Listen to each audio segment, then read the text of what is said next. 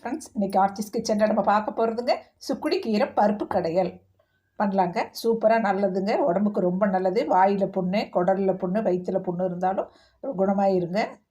சுக்குடி காயோடு அந்த கீரையும் போட்டு நான் பருப்பு கடையல் பண்ணுறேங்க. அப்போ அதுக்கு நம்ம 1/4 டீஸ்பூன் கடுகு போட்டுக்கலாங்க. தேங்காய் எண்ணெய் தான் ஊற்றிருக்கேங்க.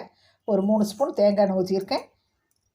கடுகு 1/4 டீஸ்பூன் போட்டிருக்கேங்க. சீரகம் போட்டுக்கலாங்க. சீரகம் அவ்வளோ சுவை கொடுக்குங்க இந்த பருப்பு கடைகளுக்கு. ஒரு 1/4 ஸ்பூன் சீரகம் போட்டுக்கிட்டோம். வெந்தயம் ஒரு சும்மா இந்த 3 விரலில் எவ்வளோ வருதோ அவ்வளோ போட்டுக்கோங்க.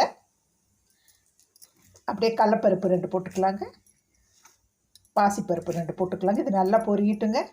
இப்போ நம்ம போட்ட பொருளெல்லாம் நல்லா பொரியுதுங்க. இப்போ சின்ன வெங்காயம் பெரிய வெங்காயம் கலந்து அறுத்து வச்சுருக்கேன், அதை அப்படியே போட்டுக்கலாங்க. அப்படியே 2 பச்சை மிளகாய் அறுத்து போட்டுக்கலாங்க. ஒரு வரமிளகா போட்டுக்கலாங்க.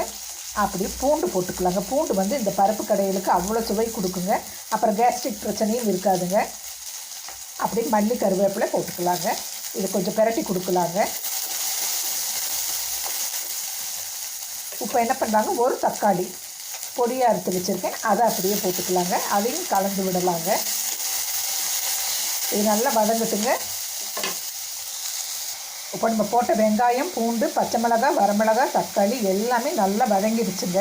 இப்போ இந்த நேரத்தில் நம்ம கொஞ்சம் பெருங்காயத்தூள் போட்டுக்கலாங்க. இப்போ இதை அப்படியே பிரட்டி கொடுக்கலாங்க. இப்போ என்ன பண்ணலாங்க, சுக்குடி கீரை நான் க்ளீன் பண்ணி வச்சுருக்கேங்க, அதை அப்படியே போட்டுக்கலாங்க.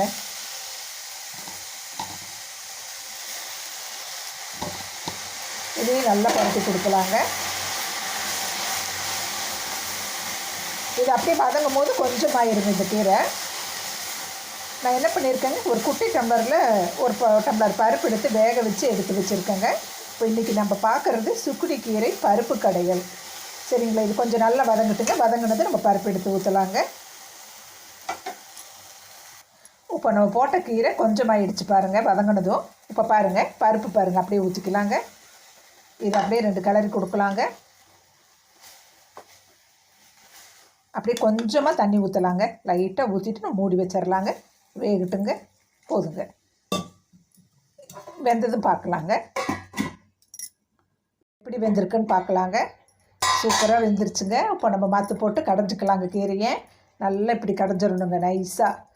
நல்லா வெந்துருச்சுங்க. பூண்டு, வெங்காயம், தக்காளி, கீரை எல்லாம் நல்லா வெந்துருச்சு. இப்படி கடைஞ்சிட்டு நம்ம பிளேட்டிங் பண்ணி பார்க்கலாங்க. அப்படியே தேவையான அளவு உப்பு போட்டுக்கலாங்க. அவங்கவுங்களுக்கு தேவையான அளவு காரம் உப்பு போட்டுக்கோங்க. நான் நல்லா கடைஞ்சிட்டு உங்களுக்கு பிளேட்டிங் பண்ணி காட்டுறேங்க.